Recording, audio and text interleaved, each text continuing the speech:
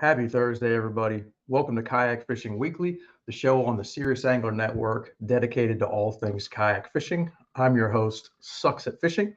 Thanks for tuning in. Got a fun show for you. I'm actually going to be joined momentarily by someone that everyone should know very well. Fantastic fisherman. Yeah, I'm not going to give him too much of an intro, but I wanted to apologize. We didn't get a show out last week. I'm going to do a little bit better with that. I'm still getting the swing or getting the hang of doing a show, sort of managing the show and practicing for a tournament at the same time. So we're not gonna have that problem going forward. But without further ado, oh no, I guess we do have a little bit more ado. I think our guest is grabbing some baits. Oh, he's back. I'm gonna bring him in. Without further ado, Mr. Bailey Eigbrett. What up? Bailey. Bailey. What's going on? I am happy to talk to you. Bailey is fresh off of his third place finish at the Bassmaster Kayak Series event on Lake Murray. Look at that trophy. I am jealous. I have. I was thinking about bragging about having a blue trophy with like the whole Bassmaster thing on it, but it's third place, so it doesn't feel right. It's a fair point, but there's not a lot of people that have one, like, period. So, Fair and enough. those new trophies, I am so jealous. Not to knock them, I've got a couple of the old trophies, a first and a second, but Yeah. they're not as pretty as yours. Those catch ones Dude, are special. it feels surreal. Like obviously I know I'm not trying to compare ourselves whatsoever. Not even close to the Elite Series. Don't even. You can do it. But it's, dude, like if you're a fan of bass fishing, tournament fishing, you've been a fan of Bassmaster for so long and you've seen the trophies these guys win. And it's cool just to have something somewhat close to it, man. And like something they went out, like all out for these. Like this thing is heavy, man. Like probably a good 20 pounds. I could go work out with this thing. And it's I'm just pumped to have it as my series, Chasing Hardware. Checks are cool, but the trophies are what last, man. Money flies, but trophies stay around. Exactly. Yeah, and I like your I was joking with you earlier. You're calling your series Chasing Hardware. I said you should change it to collecting. I wish it was collecting, man. I wish it was that easy. Dude, I've told you this, like, in person also, but if you look at, like, compare your track record, like number of tournaments you've fished, average finish, like number of, great finishes you've had, you're blowing me away. I've had a few good ones, but I've had a lot of bad ones too. So, well, I think the fact you're doing is just fine. Well, dude, here's the thing. You fish about every tournament you can. When it comes to the national side, I cherry pick the hell out of them. To be honest, man. Because for real though, like, I mean, I tried to do the AOI thing, like Hobie a couple years ago, 2 years ago. My goal was to make the TOC, and I did it in my second event because I sucked at Toledo Bend. I think I was like 48th at Toledo Bend, and then my second event ever, I win at Eufaula. So I already made the TOC, but my goal was AOI, man. Like, and so that one was like, I went to I cherry picked Chickamauga because I love Chickamauga, and then did well at the Susky. But like, I'm just picking the fun fisheries because when you don't have to fish a full schedule, I'm looking at it as like, yeah, I want to do AOI. That's the goal. But at the end of the day, like, I want to go have fun fishing. I don't want to like have it be a super hard fishery. I want to go catch big fish. I want to go explore. I want to make a cool freaking YouTube video out of it. Like, I want to film it all. So it's at the end of the day, like, I'll go fish an event if it's close and even if it's a bad lake. But at the end of the day, like, I'm gonna choose where it's gonna be fun to fish, man. If I'm gonna go travel 12 to 15 hours to go fish, I'm going to somewhere that's gonna be good. Like, I am getting to be more like that, especially I've got the new job starting in a week, less than a week now. So I'm going to have to be more selective about which ones I fish. And and I think it's even worse for you. I'm a little more centrally located, like up there in the Northeast. It's a long ride for you to get, even to some place like Chickamauga's. That's a haul in Texas, any of these other places.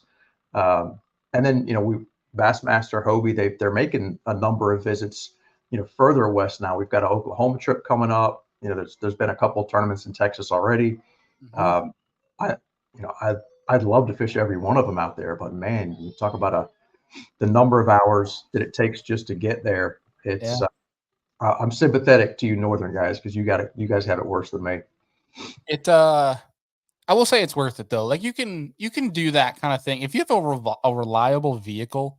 You can do that travel if you're willing to. If you can fit the time. Obviously, this is really hard for people that married with kids, things like that. Obviously, I'm very fortunate to have a wife that allows me to go and travel. And she actually, total sidebar, I say the allow thing. We compromise. We work at this. Like we have a great relationship, but she was messing with me because on the stage for awards for Murray, she's like, "Dang, you made me sound like a Nazi saying I allow you to go and do all this stuff." And I'm like, I just think it's laughing. At Dude, the end of the all day, the if I want to go fish the full schedule, she let me go fish the full schedule. It's nothing like that. It's just I'm very fortunate to have a wife that supports the whole fishing for a dream, type of thing. But man, it is hard. As long as you have a reliable vehicle and you can afford the gas money, you can do it. It's just obviously the drive does suck, man. Like 2 years ago when I fished a decent amount of events, it was 18 hours to Toledo Bend, and it was 18 hours to it was 20 hours to Toledo Bend, 18 hours to Eufaula, 11 and a half to Chickamauga, which felt easy as hell. And then the shortest one was Susky, and that was 4.5. And then, of course, TOC was 21 and a half. So it's a lot of drive, man. It is from the north, but if you're dedicated again, the biggest thing I feel like is a reliable vehicle. And then you're fine. You're good. Yeah. As long as you're okay with the drives, you can break it up. Yeah, the drives is the part I don't like. I'm happy with my vehicle. It's that I start getting past that 12 hours drive, and it's hard for me to do more than that in a day. I've done it, but I just don't like it. I hear you, man. But before we jump too much into talking about you and your finish, a sidebar. I was thinking about it earlier. It's kind of funny. You interviewed me sort of not that long ago at the TOC when I had a good tournament, and I ended up third. And now we're like role reversed. It's kind of crazy. All right. Let's keep it going. I like it. Keep stacking it. Yeah. But normally, yeah, not with how I'm fishing right now. But it's one event, bro. You'll be all right. Yeah, but I wasn't real happy with the Florida finish either. So it's two. Okay, you can put the asterisk on. It's Florida, man. We'll see. But hey, can I just mention too that I'm just pumped to be back on Kayak Fishing Weekly, just for the pure fact that I missed the show. I wish I could still be doing it with you. And once the schedule frees up, definitely want to be back on more. But man, you've been doing a great job with this thing, and it was cool to see some of the people come up to you at awards saying, "Hey, man, we're loving Kayak Fishing Weekly. You're doing a great job with it," which you really are, man. And so it's cool to see this train keep on the tracks. But I figured I'd throw that out there. It feels good to be back home. Well, I appreciate it. It's definitely good to have you back. And what I normally will go over some news and whatever interesting things we have going on in the sport as part of the intro. But since you're like the co-host, really the host, I figured we talk a little bit about that. Me and you before jumping into kind of your specifics. So just to recap the Murray event real quick, a couple of the things that I noticed. One, I think it's the biggest non-championship event that we've had, at least in recent years. 258 anglers, definitely the biggest Bassmaster Kayak Series event that they've had. And one of the takeaways that I had, before I go and get down that rabbit hole, shout out to the top finishers: Jake Kukulas, Ryan Matalevich. I think I said that right. I don't think anybody knows how to pronounce it. I listened to one of the other shows to get the pronunciation, and it's Matalevich, I think. Let's call it Ryan Hammer. We'll call it Ryan Hammer from now on. Yeah. That works. Yeah. But Jake won with 186 inches. Ryan was a few inches behind, and then Bailey, as we said, you were third. Tied for third. Let's put it out there. Tied. Yeah. Josh Stewart some cred, man. It was tight. That dude is a hammer. He's very good everywhere. I believe he's won events here in the past before with KBF. But yeah, I told him I'd split the check with him, but the trophy's mine. So it was a pretty interesting event, and I've fished a couple of events there before, and I've also fished a number of KBF tournaments against guys from the Northeast. I feel like this was a good event for you guys, and the Northeast guys really showed out. I counted 12 guys of the top 25 that got a paycheck from the Northeast, and I didn't include Virginia in that. So it was, I guess I'm being a little bit selective in what I'm considering Northeast, but basically like West Virginia, Ohio, Pennsylvania, New York, Connecticut, all that. Right. A lot of guys. I feel bad for you guys because aside from the Susky or there's a few tournaments every year where the national trails will come close, but otherwise you guys have to travel. So I've run into these guys at other series before, and these guys have thumped me before. So I was not surprised at all with the showing that the Northeast had. I know you guys are great with electronics. I think that played, but we'll get into that. Yeah. So shout out to all the Northeast guys. I'm sure I'm going to forget somebody, but I mentioned Ryan, Nick Audi's won, Ryan Nye, Derek Brundle, Matthew Conant, just to name a few. Those are guys that when they do come down and fish national trails, they are always at the top. So the Northeast is very strong. And then not to take anything away from the more local guys, the Tennessee, North Carolina, South Carolina. I feel more like a local from Virginia. Again, not nearly as much of a drive, but that some of my overall observations, kind of that was what I noticed. Any takeaways you had? I know it's just a massive tournament. It was huge. I was expecting with 258, man. I was expecting to see a lot more people, but for whatever reason, I think just because of the lake being so massive, I think it allowed people to really spread out. Because in the tournament, I think I saw over the 2 days, like actually in an area fishing, I think I saw 2 people at most. It was pretty nice, actually. So But you're not talking ramps. You're talking just people on the water that you yeah, I think were in the general area. day one, there's maybe I want to say 6 guys. I know Ryan Nye was with me. Trying to remember, Chris Phelan was with me. Day one. Some of the only people that were psychotic enough to go out of the near the dam on day one with those winds. But then I think it was 6 people, and I think 8 the next day because the low winds encouraged some more people to come back. Like there was definitely some different people that we didn't see the first day there. But man, just a real quick, there's some observations I have, but dude, I just I feel a lot of pride coming and seeing a lot of those Northeastern boys coming down and laying the hammer. It was, there was a while there in the past couple of years where there was like, where's the Northeast representation? Why don't these guys travel? And I think there's been a boom, man. Like I know Brundle and Conant have been traveling for a couple of years and laying some trouble on a lot of people in the South and doing really well. And those guys are some of the best people I've met along the way and talked to in the sport. But they've been hammering away. And then you got this group of guys that, been fishing EKF and KBF and things like that. The Ryan Nye, the Jake Angelus. I think it's Angelus. I apologize if I butchered that, man. Nick Audi, who comes to, my home lakes in Cayuga and, humbles me and beats and takes all my money. Nick's a freaking hammer, and you got Ryan, and there's a bunch in there, man. These guys are traveling. They're doing so well everywhere, and you can see just the raw passion for it. And you have Jake who wins it, which, man, I felt so inspired leaving that award ceremony from talking with Jake, the winner there. Just there's not many guys in this sport. I mean, I think we all have a love and a passion for fishing and kayak fishing and tournament fishing and, making this a big part of our lives. But it's very rare that you see a guy that makes it everything. You know what I mean? Like he'll sacrifice anything to do it because he loves it that much. And, being from Jersey, he had some of that Ike in him, which I think was freaking awesome. And I think it's actually really cool that I'm going to throw it out there because I know it's going to happen. And shout out to Mr. Mike Iconelli for he actually responded to me in practice here at Lake Fork. They're at Lake Fork right now. I texted him about him.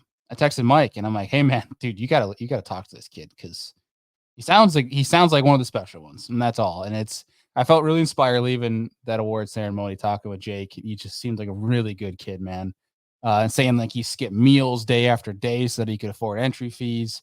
And man, I just think, dude, I think this event I see him having a big year, but like this event for him, I feel like it's one of those things where he was destined to win this one. Like it's all that work has come around, and you could just see it in him, man. I feel like he had a hard time keeping it together on stage. You could see him getting choked up and attributing it to one of his best friends. It was just it was pretty moving being there, man. I found a hard time myself to keep it together a little bit, just because I've been in a position, man, where you lose a best friend, and that sucks. And it's just the amount of passion he had, dude. It was, I don't mean to go so long winded, but it was really moving for me, honestly. And I become a fan of him. I subscribed to his YouTube channel. I'm looking forward to watching his videos from the tournament. But that event, man, I was surprised at how, I know there was a bunch of fish caught, but like I was expecting a lot more fish to be caught. Like a lot of things that were said about Murray, the research doing it, coming up to it.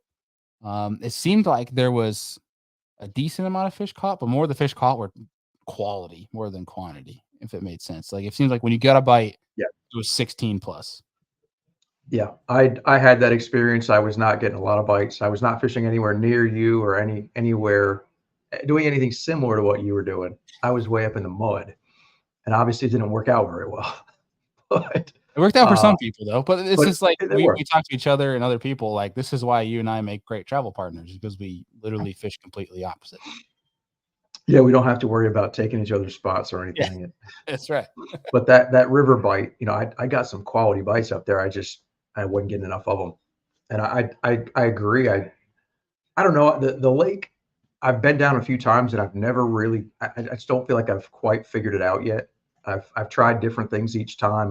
The weather's been a little bit different. It's almost the same week every time, but at least on the calendar. But the fish are in different places, and at some point, like just to show how dumb I am, I'm at home now. Came back for a couple days, rested a little bit, and I'm going to try back down and fish an event on Saturday down there just to try to get the bad taste out of my mouth from this last one, and hope learn a little bit, maybe stick a big fish or two. But I want to figure out that puzzle because I see a lot of the same guys do well down there, and it's massive fish. You had one of them. I mean, a lot of 22 and 23-inch fish got caught down there, and I mean, some heavy ones too. Yeah. Let me see. I feel like I had something else, but I've already forgotten what it was.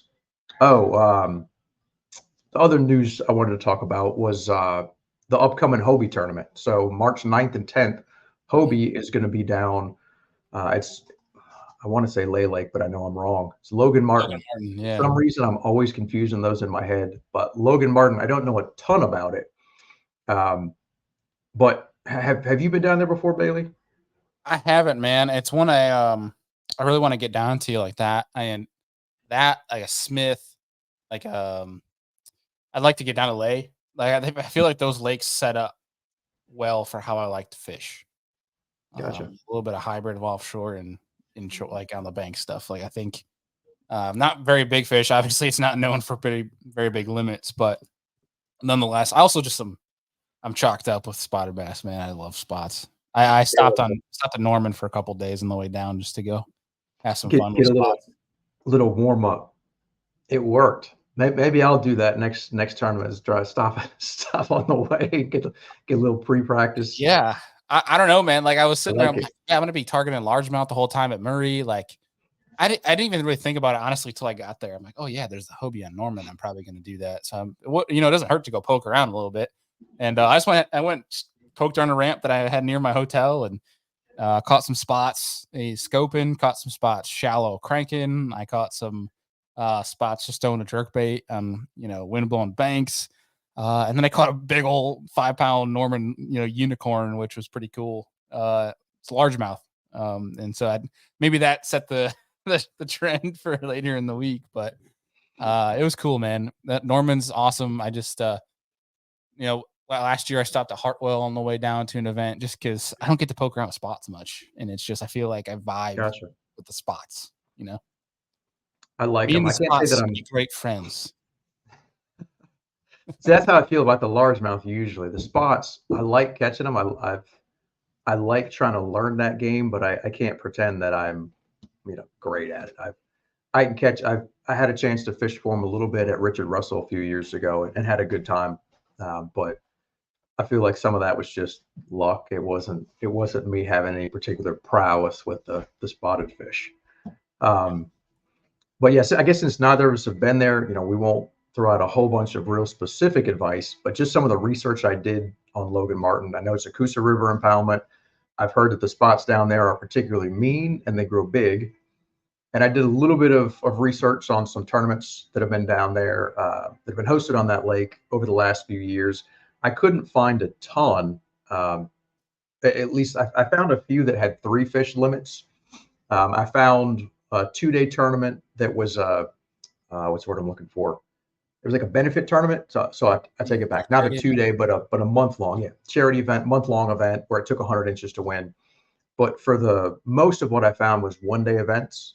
Iron City Yackers, I think, goes down there quite a bit. It was a Bass Nation event a few years back, and 85 inches was about what it took to win, or a little over that. So you're looking like a 17-inch average.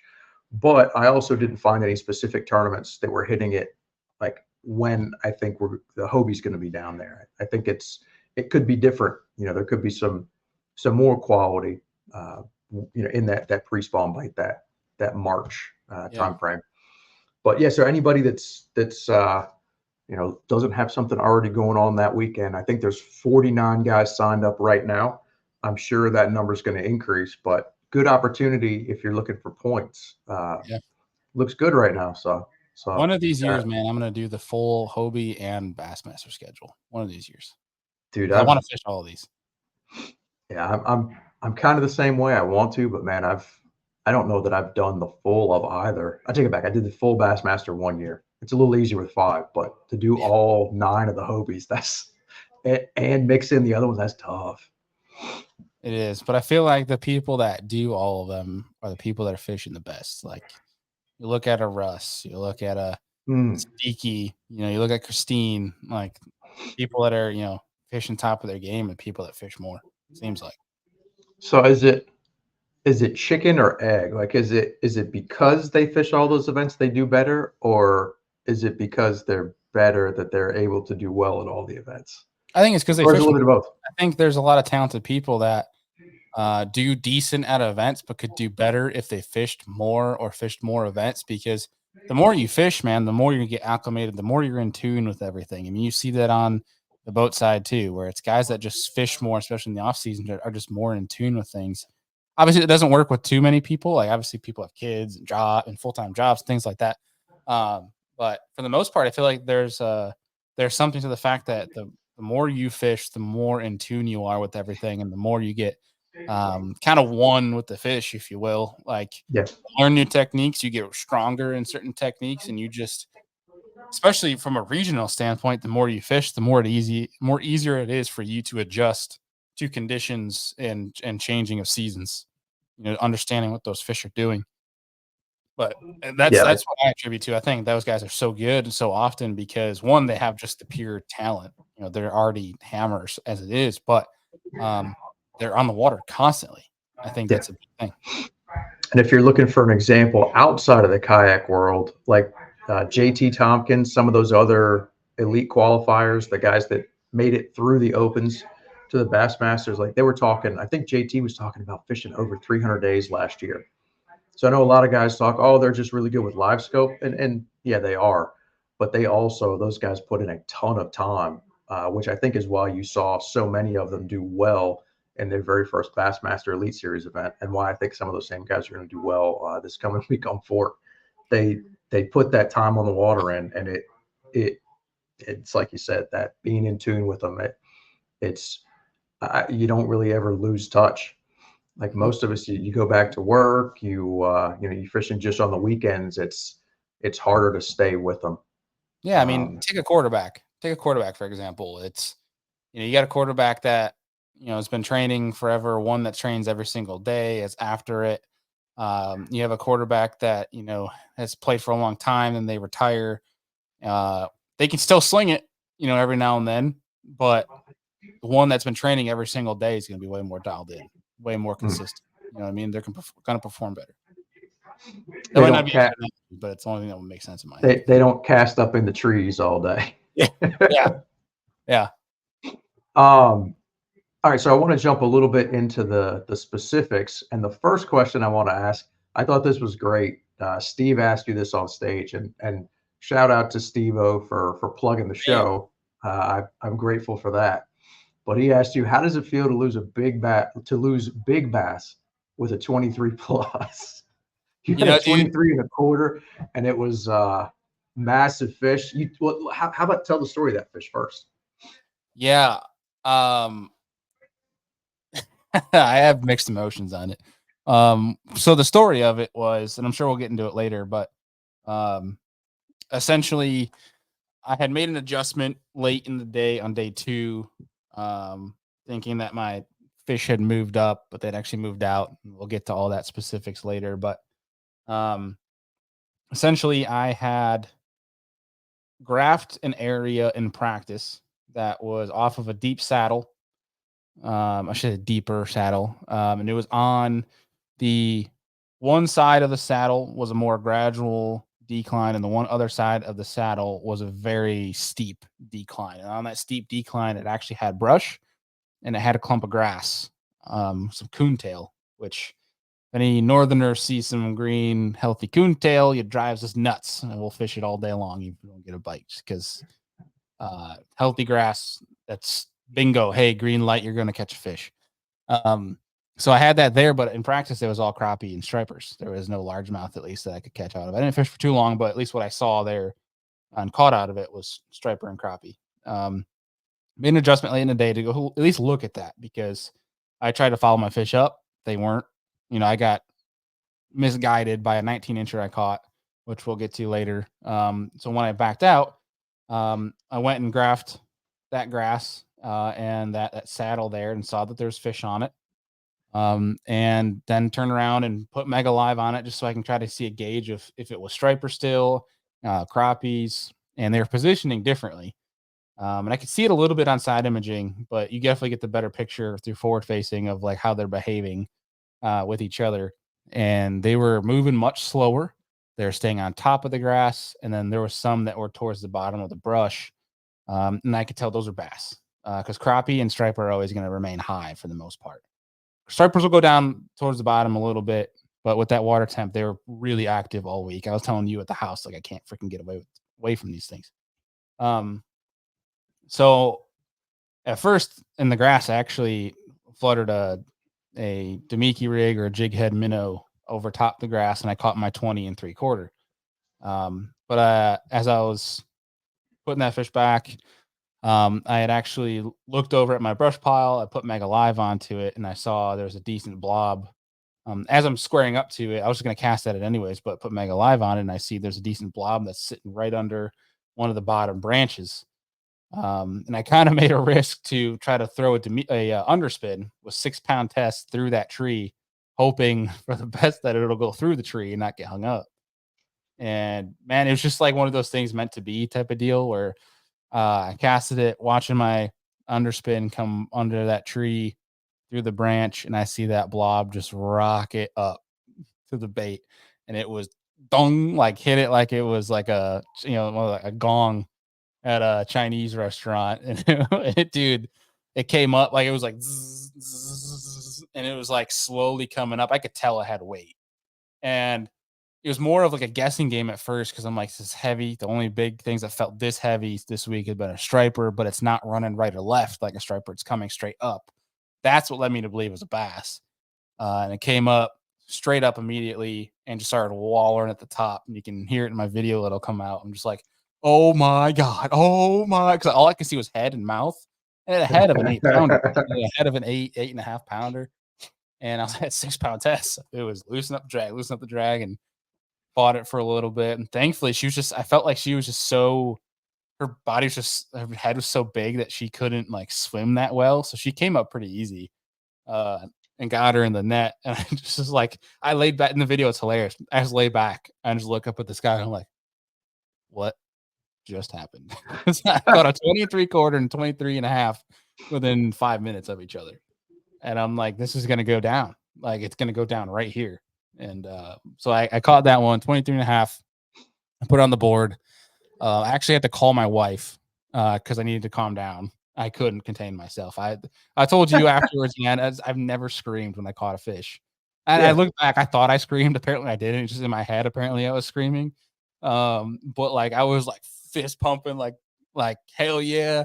And I just couldn't contain myself, man. I'm like, my hands were like this, trying to like fix my bait and retie to go cast again. So I called my wife just to chit chat and just try to contain myself a little bit, and submitted the fish. I'm like, there's no way this is easily going to be biggest bass of the tournament going into the thing. This is where and me saying that I jinxed myself because we get to the event, some guy catches a 23 and a half, and I lose a tiebreaker, unfortunately, because I think he had a 21 that day as well. So he beat me out by a quarter of an inch for tiebreaker. But at the end of the day, I'm like, never put on a fish bigger than 21 3/4 in a tournament before. That's the biggest fish I ever put on a board in an event on a day 2 where I figured them out. And that was one of the things I was like, you know what? Whatever, man. At the end of the day, I don't care. I tied it. Like I came as close as I could to winning big bass. And kudos to the guy that did. But dude, at the end of the day, like, yeah, I got third. Yeah, I got a trophy. Yeah, I got the check, whatever. The thing that still feels the best about that tournament is figuring them out. I dialed them in at the end of the day, like later than never, but like it felt so good to have that light bulb go off when I caught the fish shallow and it led me down the wrong path for a little bit. To instead of force feeding it and running new areas, it was let me go check to see if they pulled out instead. And when I did and saw them out there and they came up and bit, like it was just like a moment of satisfaction of like, yeah, maybe I know what I'm doing. You know what I mean? It felt so good. I remember what it was like to feel that way. Once dude, upon a give time. yourself a break, man. Come on. Just, but I want to back up a little bit and go through practice, because I know we talked a little bit, and we were doing different things, but walk me through practice, because funny, at least what I thought was a funny story. What had me worried a little bit for the tournament, I don't remember if it was Wednesday. It's like you were working a couple of the days remotely, and I was out. I don't remember what time I got in the water, but I was out all day, and I think I got 2 bites, and I think you got more bites than I did, just launching right at the house after work, like a couple hours messing around. Like that was when I started to think, I wonder if I messed up. So how was practice for you in general? Good, bad, somewhere in between? So I think practice was, I would say, adequate. I don't think I caught too many fish, and I think I caught just enough to lead me down the right path. Because I think when you go and you talk to people that say they caught a crap ton of fish in practice, I don't find that personally being a efficient practice. Like there's one thing to catch them the weekend before or that Monday if it starts on a Saturday. It's okay to catch a bunch of fish.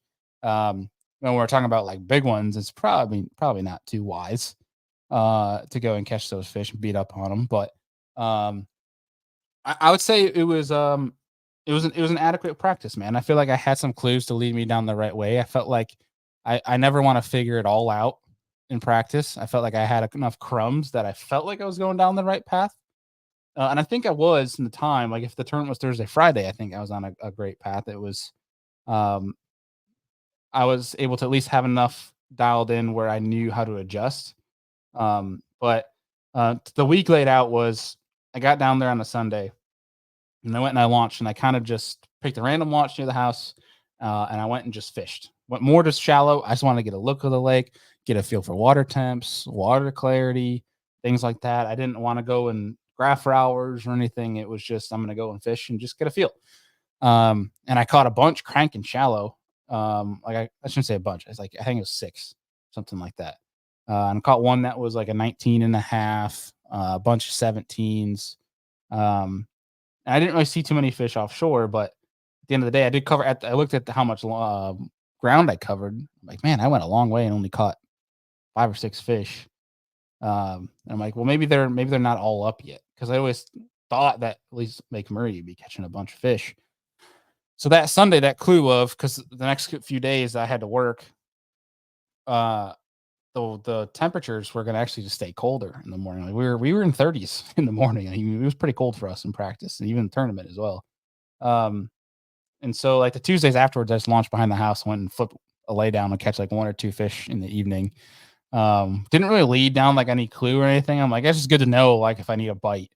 But I didn't think it was like a pattern to go, fish random islands with laydowns. And so with that led me to Wednesday was I'm gonna go. The northerner in me is more comfortable fishing clear water. I love fishing muddy water. I love fishing warming muddy water, but I knew that with 258 people that was probably going to be crowded. Not crowded, but like a higher population of people there, where there might not be as much offshore in the clear water down towards the other end of the lake. And so I spent a dark to dark graphing around, testing different things out, checking what the maybe wintering holes and trying to move up from there. That's where I'd start. I'd start at wintering holes and move up and try to see all the way up to backs of pockets, trying to get a gauge for where these fish might be. And where I really started to find them was there was main lake creeks that were some of the bigger creeks in the lake that I found them staging. Some of the females, I should say females, because there was bucks shallow that you could catch like your 14s to 16s. But I found female staging on creek mouth points. So like points that were leading into the creek. They're going up there and getting ready to stage. They were sitting on stumps. They were sitting on brush, grass there. Like I told you, like I thought I had something pretty dialed in because I caught 2 6s that day and Wednesday doing the same thing. Yeah. And I was like, man, it feels good. But like at the same point in time, like, is this going to stay? Like the water at the time, the weather seemed consistent.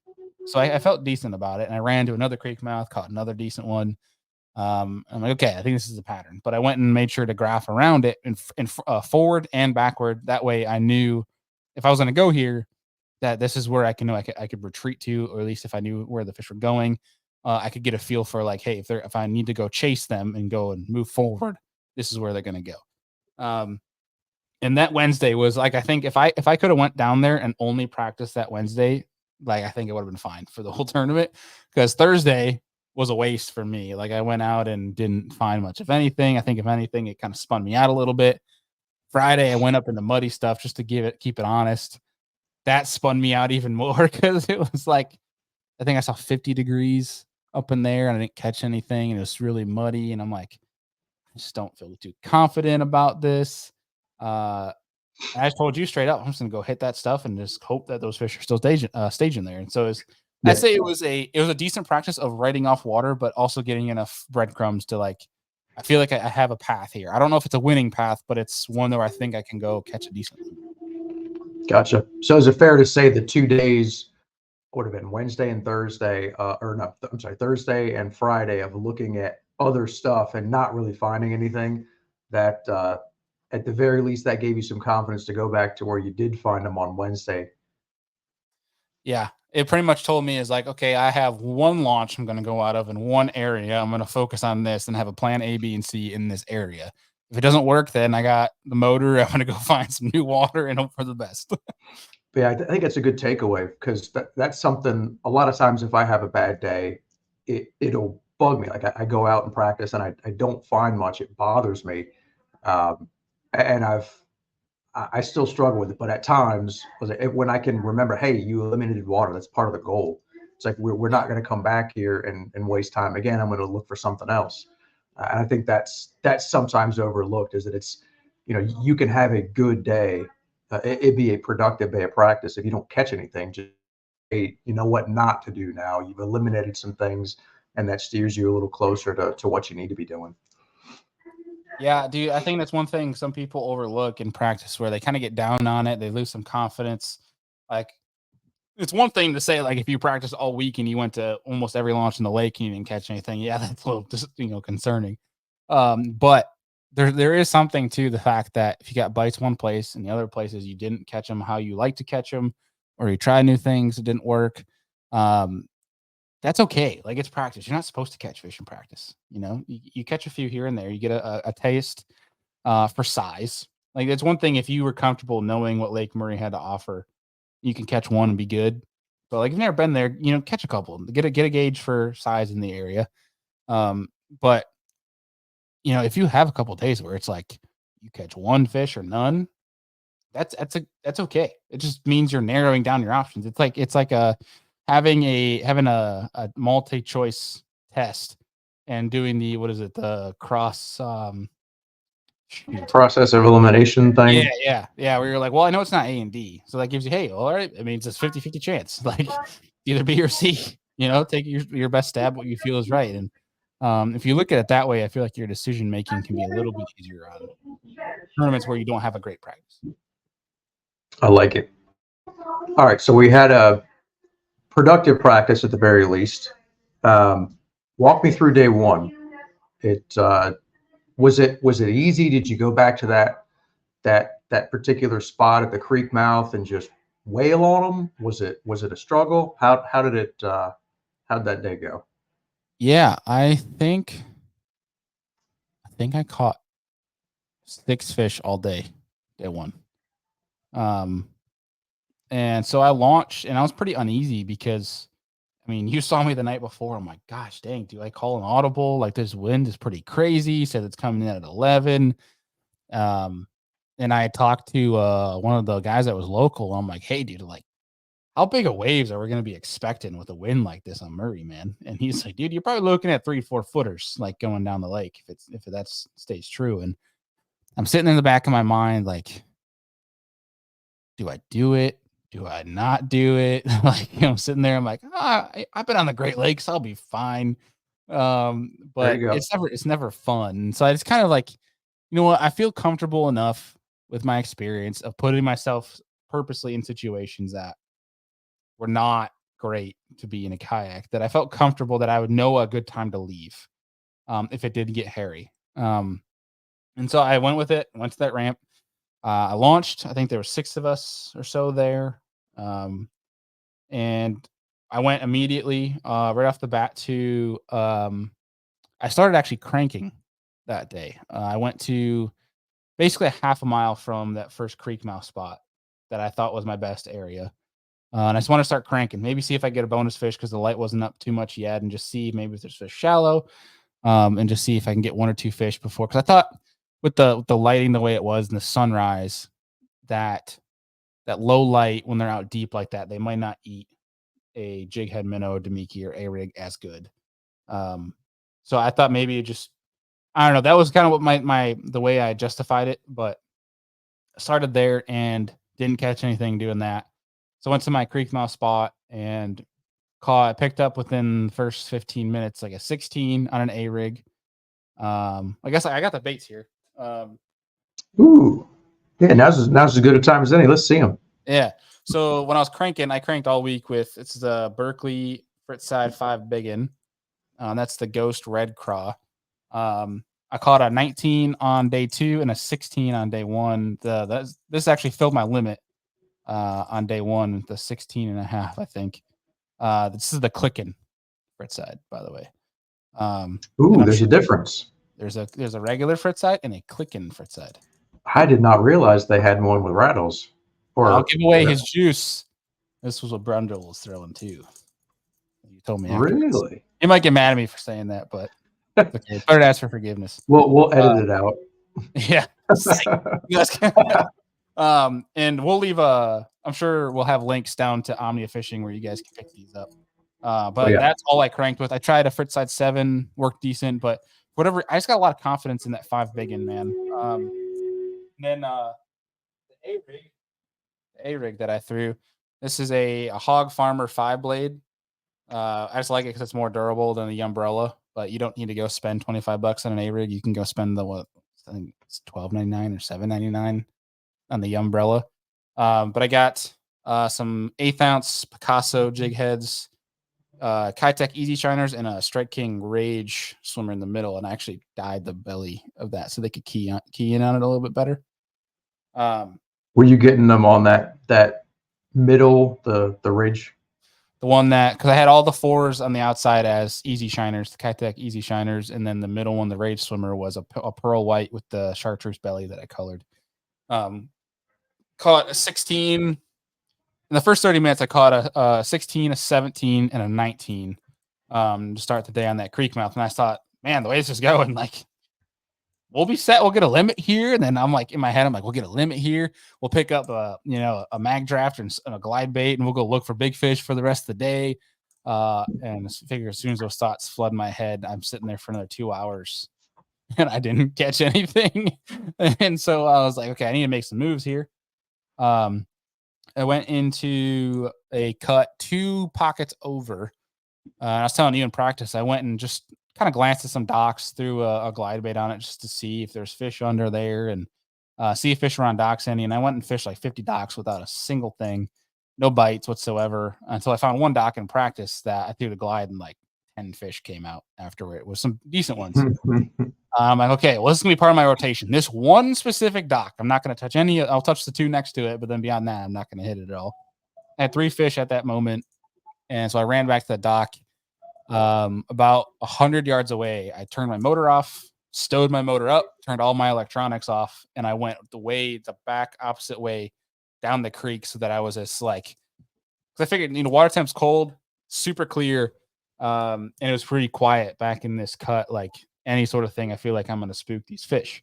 So I creeped down the other side of the cut and lined up parallel with a dock so that I could stay away from these fish and I wouldn't be bumping into anything. So I held the dock, held position near the dock.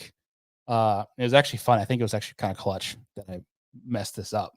But I casted a wacky rig at that dock, probably 30 yards away, and it actually landed right on the lip on top of the dock. I just slowly dragged it so it fell super soft right on the very edge of the dock.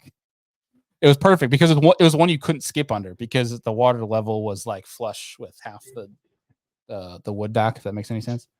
Gotcha. One of those floating ones? Yeah, it was a floating dock, and so like there's no way to skip under it. So I had that, and I literally just let my line sit there for a little bit till I saw one little small tick on my line. I reeled in. I think it was like a 17 and a half or something like that. So I was clutch. That was my 4th fish. And I'm like, so man, what time is it now? Oh, dude, it's probably 12:30. I mean, it took me a while. I'm dipping and dunking all throughout the place, and I fished the next dock over to it. Nothing. I threw a couple different baits and things. Circle back another 15 minutes just to see if I could catch more out of there. Threw live under the dock, couldn't see anything. I chalked it up to the fact that all those fish left, and it was just the one that stayed. He's like, I'm gonna help this guy out. I'm gonna stay by myself. And so I'm leaving there at cut, and I didn't even, for whatever reason, didn't notice it on the way in. But there's a rock bank that was a little bit more gradual that was on that point. And I'm just like, I'll throw the frit side on my way out. My second cast, I catch my limit fish was another 16. I'm like, perfect. Like, we got 5. We're good. Like, hallelujah, we got 5. And that was the 5 I actually kept for the rest of the day. It was the 87 inches. And then ran from there. I went back into the cut that was in between the 2 because like I said earlier, I cut 2 over to go straight to that dock. But there was a cut in between us. I didn't hit in practice because there was a guy in there fishing it. So I didn't feel like going in there. So I went in. I figured, you know what? I have a limit now, 87. I checked my position at the day. It was like 1 o'clock, 12:30 ish.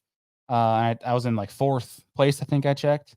I'm like, oh shoot! Like, I thought for sure. I'm like talking to the camera. I'm like, yeah, I'm probably gonna be in the 20s or 30s with 87 inches. So I look at it, I'm like 4th. Like, people are definitely sandbagging. And so I'm like, okay, well, that means I'm just gonna go big fish hunting. Try to catch a 20. Went back into that cut all the way to the back and skipped my mag draft up under a dock, and I just see like this big old blob come up after him. Like, there's no way this is happening right now. And it comes up, takes the back of the mag draft. I can still see my treble hook sitting right in front of her mouth. And that thing was, dude, it was over 20 for sure. It was probably around that 6.5, 7 pound mark. And because when she turned and left, I'm like, that was a giant. That would have been like my easy, call of 16. We got 91, 92 inches type of deal. So missed that fish. Kind of sucked, but I never set the hook or anything. She swam slowly away. I'm like, I fished around slowly with a wacky rig, things like that, just to try to see if maybe I could pick her up that way. So So I made note of it, and I came back the next day. But that was my day one. I went back and I to that creek mouth through the A rig again and the jig head minnow and caught a 15, which didn't help me any. So I just left it alone. Saw the wind was really starting to howl, and I'm like, okay, let's start going back. So I went back to a bank that was protected and tried to fish docks for the rest of the day. Didn't come up with anything, and fished for the last hour and a half, and went back in a good 3-footers. Nice. Yeah. So you've got 87 and change, and 15th, if I remember right, after day one. Yep, I was in 15th after day one. So in a good spot, definitely within striking range. There were a couple guys that were over 90 that really smashed them, but you were definitely in a good place. Yeah. But I know that big fish, because we talked at the house. I know that big fish bugged you. I saw your Instagram post where you went to Chick-fil-A to get like a pick me up. Yeah, man, I was very depressed because I thought for sure I'm looking at that fish, and my personal best is 7 pounds 4 ounces. I'm like, I'm pretty sure that fish is bigger than 7 pounds 4 ounces. And I'm sitting there, I just started thinking about it for the last couple hours of the tournament. I'm just like, man, that fish was 1 inch away from me catching it. That would have been my biggest fish ever in a tournament. So close. And then I just kept ragging. I'm like, I need some Chick-fil-A. that was my thought process. I like it though. It seemed to work because you went out the next morning and well, I don't want to get too far ahead, but it was not the same fish. You didn't go back to that same dock and stick that same fish. You were I went back to the same dock. You're doing something different. Gotcha. Yeah. But you found another one. So yeah, I found a different one. we'll back up a little bit. Let's go through your day two.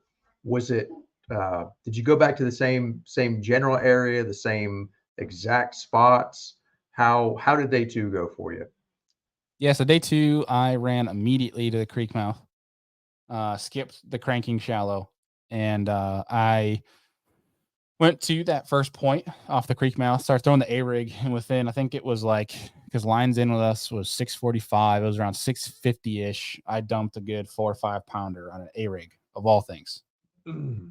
Yeah, and that fish, I mean, looking at the end of the day, like I was looking at it, because this is what all anglers do. Every single person in a tournament loses fish for the most part and has the I lost a big fish story. If I had landed that fish on day one and landed the whatever that 4 or 5 would have went day two, I would have been giving Jake a run for his money in that tournament. But yeah, you can't think like that, man. Yeah, I know you can't. You got to look at that trophy and be happy. Yeah, it is. And dude, at the end of the day, I'm so happy that Jake won. So I don't wish it at all. But I'm sitting there, I'm like, man, I could have given this the run for his money. But so went there, lost that fish. I fished for probably 2 hours on that creek mouth point and the 2 different points I had in the 2 different creeks. Nothing. I could see them on live. They were following forever. They wouldn't eat anything. I threw the jig head minnow. I threw an underspin for those fish. I threw a drop shot. I threw a shaky head. I dragged a jig. Dude, I even had a pot of fish on a brush pile that I threw a weightless wacky rig down almost 25 feet and let it just sink down there. They came up and followed it all the way to the bottom and stared at it for a good 30 seconds and did not eat it.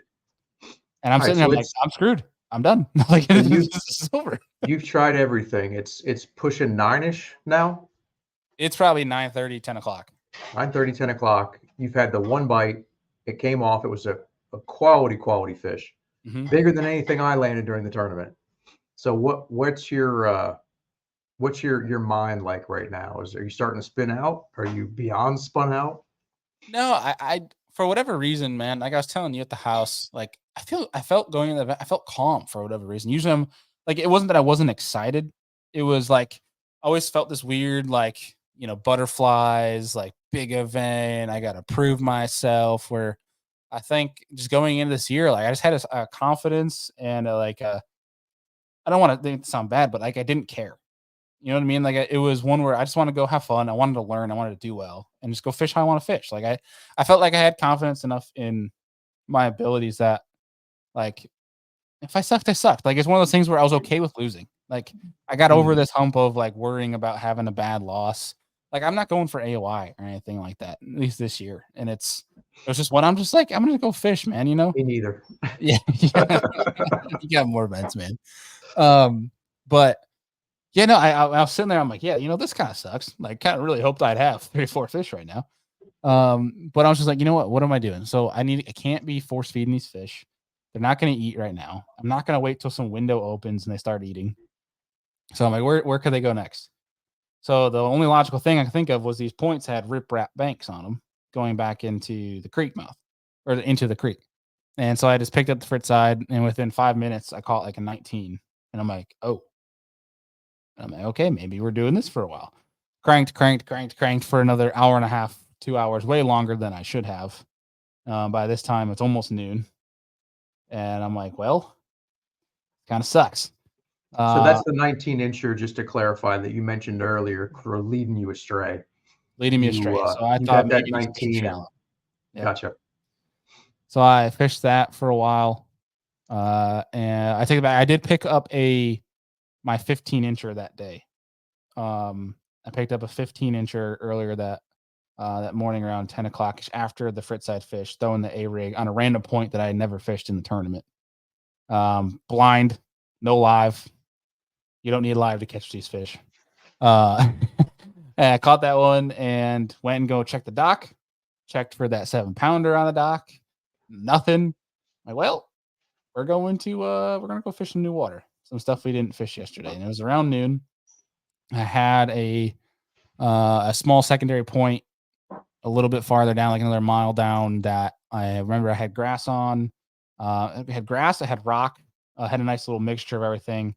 I went down and I was able to catch another 16 throwing the jig head minnow over some grass. And it was just, there were so many small fish there that I'm like, yeah, I can get a limit here. I don't know if my limit would be any big, even to get cash. So I'm like, I'm just going to keep hunting for some bigger ones. Went to another grass spot that was a little bit shallower, on a smaller saddle inside of a creek, actually. And it had some fish on it, but they weren't very big. Then from there, went out, and it was about 12:30-ish. Okay, I remember these. I looked at my map. I remember pulling out my sandwiches, and I'm kicking back, and I'm like, turned off everything, sat back, put the rods down. I pulled up my map. I'm like, where could they have gone? And I remember looking back, and I'm like, okay, I have waypoints there. They were all striper and crappie, but like, what is there to lose right now? Maybe they backed out. Like, it makes sense from the back out here. This is a staging area for them to move up to then move back eventually to the end of these creeks. So I'm like, whatever. Like, this is about a mile and a half away. So I buzz out there and I graph it, and I look at this. We talked about earlier, where I caught the big fish. This steep, deep saddle that had grass and brush pile on it. I look at side imaging and I see right by the grass, see bloop, bloop, bloop, bloop. And I'm like, okay, they're on the side and they look shallower. Those could be bass. So I put down Mega Live. I'm like, they're acting like bass, man. I think they're bass. And I pick up the jig head minnow. I bomb a cast past the grass.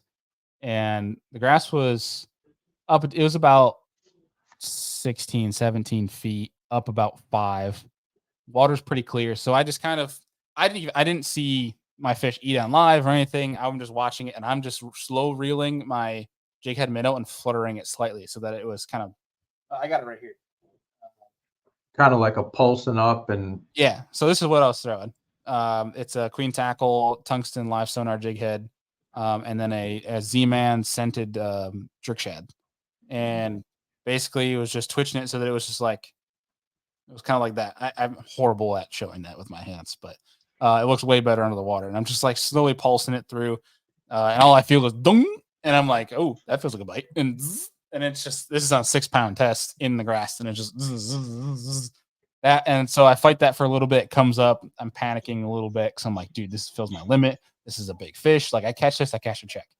And because I think if I caught that fish, I would have been at like I was at 88.5 or something like that when I caught that fish. But I knew it was a good one. And I'm fighting it, land that fish. I'm like, frick yeah, dude. Like, we're going to awards for sure. Like, we're definitely going to cash a check. There's no way we get 88 inches and we don't move up if we're having a better day. Definitely. At least stay in the similar spot. And I'm like, heck yeah, dude. Like, I put that thing on the board, submit it, made sure just get it in, make sure we're good, make sure we had 5 fish. And then I look over, my line's frayed a little bit, so I put that route down, but I look over and I happen to be looking at that brush pile. And I see that blob in there. I'm like, that's a big fish, man. And so I just pick up the underspin. I'll bring it up right here. Which I have to give all the credit for this fish to Justin here. Because I couldn't find him at the tackle shop. And I said, hey, dude, do you have any underspins by chance at the house? I'm thinking on Friday. And I'm like, give me quarter ounces. Like, I'm out of quarters. And all I had left was like a 3/8, and I had broken it off that day. And he's like, yeah, I'll give you this pack. And I remember sitting there that night, like, screw it. I don't even know if I need him. I remember telling you that. And then you basically gave them to me. You're like, just take them. Thank God. Dude, I have so many underspins and I throw them so infrequently. Yeah. It makes no sense. So maybe it was meant to be. Yeah. Well, I got to give kudos to you, man. Because without those, I don't know if I catch that fish. But it's a quarter ounce Buckeye Lures underspin with a 3 point or 3 1/4 inch striking rage minnow, striking rage swimmer, excuse me, in ghost shad. I chucked that sucker out and I'm slow reeling it through that tree and it just rings the dinner bell. We bring that up and I'm freaking out. And get it to the boat like I was talking about earlier. And dude, that thing was what was it? It called out. It was a 23 incher that called out a 15. So it was. I'm sitting there looking at the camera and I'm like, that's an 8-inch call. My God. And that's where it turned out to be that. Dude, is awesome. It was awesome. I'm like, I have 96 inches right now. I'm like, I look at the camera. I'm like, we got a bag. I remember looking at the clock. I submit that fish. I call my wife to calm down. And then I'm like, dude, I think I know I have more grass around here. And so I fish around it for a little bit, for another 30 minutes. I catch another 16, I think, that calls out my smallest fish for that day. No, sorry. I caught, at that point, I had my smallest fish to 16 and a half or something like that. So it didn't help? In my bag. It didn't help. And I went graphing again around that similar area, what the similar features that I was fishing. And I found 2 more grass patches. So I circled back around with like 30 minutes left. And I fished the one grass patch, catch a 16 on the dot or something like that. Didn't help. Lose my rod in the process. Felt like an idiot. Oh. Yeah, I was lifting my board from behind me because I brought so many rods that day, and I knocked one out of a holster and didn't notice it until it was already halfway down the water column. I just look on live, and I'm like, that looks like a rod falling. Look back. Oh, that's my rod. What an idiot. Oh, yeah. That's tough. Yeah, total dummy move. But fished that out for a little bit, and I moved to the second one with like 10 minutes left, and I'm like, dude, there's a giant on top of this thing. I'm like, we could be in for another big call. Like, if I catch this fish and it's say it's another 20, I'm like, we're looking at 100 inches today. And I cast past this thing, and I'm like, my heart's beating so fast. Like, I'm reliving it right now in my head, so my heart rate's going right now. But I cast past this thing, and I'm slow reeling it over the grass. And dude, it rings that bait so hard, like harder than that 23 did. And it went bam, like almost like you see those cat videos of them smacking something. And I'm like, I set into it and it went and then pop. And I'm like, no, like, you gotta be kidding me. I bring my bait back, and so like the tail was curled up, like, let me show you guys, like that. So I had folded my swim bait up and gotten over the hook, so I couldn't get a hook into it. I'm like, there's no way, dude. And unfortunately, I got too close to those fish because they're coming up to the end of the day, and so that whole school followed, and they got under my kayak, so I spooked them. And so I tried to go fish for a little bit, and I came back with 4 minutes left, just hoping they'd set up a little bit. And I caught another like 15 or something like that on an A-rig, burning it over the grass. Tried throwing the jig in there. They'd follow a bunch of stuff they wouldn't eat. I spoiled that school with losing the big one. But after that, dude, that was the end of the day. That was it. And I had my giant hour-long trek back to the ramp to get back that day. So that's pretty awesome to go from, it not really panning out. Like it was not an easy tournament really at any point, and No. you definitely had to work for it on day two. Yeah. Once you made the move, it sounds like you got some bites, but it was not a gimme. It wasn't, you didn't find the mother lode, have this perfect practice, and then just, go catch your fish, in the first 30 minutes every day. You definitely earned it, and made right decisions, the good decisions, and what ended up being the right decisions throughout. So kudos. That's an impressive accomplishment, especially, I mean, third place is awesome anytime, but when it's the biggest field that there's ever been in a Bassmaster event, it's extra special. Yeah, man, it was a lot of fun. Great event, that Steve puts on. There's a reason why he's one of the greatest tournament directors we've had in our sport of kayak fishing. Well respected individual, very genuine, caring guy that I think he's a great person for our sport. Um, and he's doing some great things for Bassmaster, do some great things for the anglers, and I think overall it's just a really good event. And it's cool to see all the anglers come together afterwards at awards and online afterwards, and the amount of support you see for people like that, like us that were doing this. It's a nice sign going forward for our And sport. I like Jake's speech of, you don't need a motor, you don't need live scope, you can go out and catch them. I'm hoping to talk to him in the not too distant future, and bring up that specifically, because that is impressive, to beat the field without, he doesn't even have the same tools that everybody else is. He's just got that heart, and he grinds. So Yep. I definitely want to pick his brain a little bit about that. And yeah, just another sort of, I guess, props to you, because at different times I've thought I'm pretty good. Like I can fish. I've told you before. Like I remember being in high school thinking, or in college, and thinking, oh yeah, man, I'm as good as anybody. And I see these guys now, guys like Ewing, a lot of these young kids, they are so much better than me, like definitely than I ever was at that age. But it was kind of a similar, it was a similar experience for me, staying with you this week, and just hearing you talk about what you're seeing on live scope, the fish behavior, what you're picking up on and understanding. It's like, man, I fish like a caveman. Oh, there's a lay down. Oh, there's a dock, and I throw a spinnerbait at it, or whatever. And the way that you approached it was very in depth. So I've got a lot of work to do. I'm gonna commit to getting better at that deep game. So I want to ask one question, sort of to that end, somewhat selfishly, but also for maybe anybody else that's out there that's.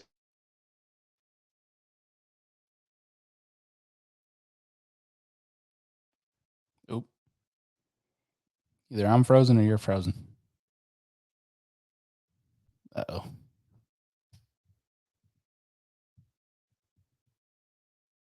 See, I don't know if it's you or it's me, but Justin is frozen. Don't know what his question was. But I will say and comment on one of the things he was talking about being a caveman. That's the nice thing about kayak fishing is 95% of the time, we'll call it, is fishing shallow will still be relevant. It'll still play, especially when it's an inches game. I mean, for me, like, not all my fish were offshore. Like, I had a really clutch 19-incher that came up shallow. The first day I had the wacky rig. So it's like stuff like that. Like, it'll play. I think some of the best people that find some of their best limits in a tournament are people that can put together a hybrid. Somebody that can have a plan shallow, plan deep, plan mid, and be able to find them in between. Versus somebody, if you're strictly deep, if I only had deep and then didn't know how to catch them shallow, I'd have been screwed. I wouldn't have had a limit. So if you can have both, that is the most ideal scenario for you in a kayak tournament. But at the end of the day, there's always going to be fish shallow. They can always be caught shallow. In that tournament, you can go down a list of top 20 of guys that lived shallow. Derek Brundle, Matt Conant, those guys lived shallow the whole tournament. Did amazing. Casey Reed, fish shallow, did amazing. You got, I mean, obviously Jake himself wasn't using live scope or anything like that, wasn't using a motor, and he waxed us. So he had an amazing event. But there's so many different things we can list off. So don't let this whole forward-facing sonar technology thing overwhelm you guys or anything like that, because you don't need it. If you feel strong in your game and you have the intuition, you'll be all right. You'll be just fine. And we got Justin coming back here now. I guess the power went out his way, so as he's loading, maybe he'll get back in here. I think his Wi-Fi's chugging along. It's trying to get there. But if you're listening, Justin's name is Sucks at Fishing. It's pretty enjoyable. It's good to have fun even in your losses, to be able to pick on yourself. The only way you get some humility, and it makes the losses a little bit easier. So we'll keep hanging here for a second as Justin tries to get back on, because he's got the Kayak Fishing Kings and Queens of the Week to wrap things up, which is always fun. And I think it's a great thing for our sport of kayak fishing, bringing some highlight to people that not just the champions, but just in general, the people that are doing really good stuff and cool stuff at the same time. Not even just tournament fishing, but YouTube, social media, things like that. Stuff we hear through the grapevine. So nonetheless, that's pretty cool. But I will kick it back over to Justin. I'm going to hop off here, let Justin take over the rest of the show. But appreciate y'all for tuning into this and listening to my spiel and my event. Feel free to always DM me on Serious Angler, Kayak Fishing Weekly, or even my personal socials. Feel free to DM me if you guys ever have questions, want to talk about something, whatever it may be. Feel free to reach out, and I will have these videos of my tournament days for Chasing Hardware series. If you don't know, I do a series called Chasing Hardware, which is chasing these bad boys, trying to stack some trophies and hardware up around these lakes. And I film it all, and I call it Chasing Hardware, where I do travel, practice, and tournament days. And it's going to be on my channel called Be the Fish. You guys can check that out. That'll be up soon. But I will let Justin take over here, and appreciate y'all for tuning in the episode. Well, sorry about that. I am back. We've had some weather here today, some storms rolling through, and power actually went out for me for a little bit. So it's back on. Hopefully it stays on for a few more minutes. I wanted to pick Bailey's brain a little bit. I had one question for him, having to do with kind of offshore fishing, but we will have him back on again before too long. Next time I talk to Bailey, I think we're going to talk some offshore fishing, see if I can pick his brain and find some little secrets, get some tips for starting out, learning how to do the offshore game. But for now, we've reached the part of the show where we do the Kayak Fishing Kings and Queens of the Week. As you might guess, I've got a couple of folks that I wanted to recognize after this Lake Murray tournament. And they might not be people that you would think of, but these are guys that, to me, did something impressive for this tournament. They may not have had the highest finish, but my first king